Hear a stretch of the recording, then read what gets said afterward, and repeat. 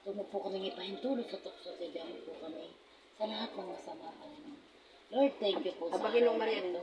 Ay, Ginong Maria, manakas. napupuno ka ng grasya ang Panginoong Diyos sa isma sa iyo. Bukod kang pinagpala sa babae lahat, pinagpala naman ng iyong anak ni Jesus. Santa Maria, Ina ng Diyos, ipanalangin mo kami makasalanan, ngayon at kung kami mamamatay. Amen. Luwalhati sa Ama, sa Anak, sa Diyos, Espiritu Santo.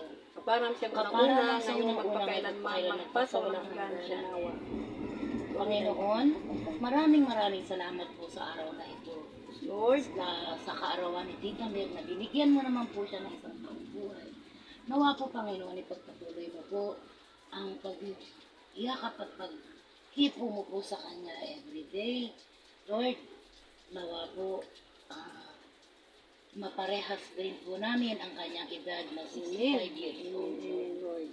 Bigyan mo po kami, lalong-lalo na po siya, ng dagdag kalakasan, Panginoon. Amen. Maraming salamat po sa lahat at araw-araw na biyayang ipinagkakaloob mo po sa amin.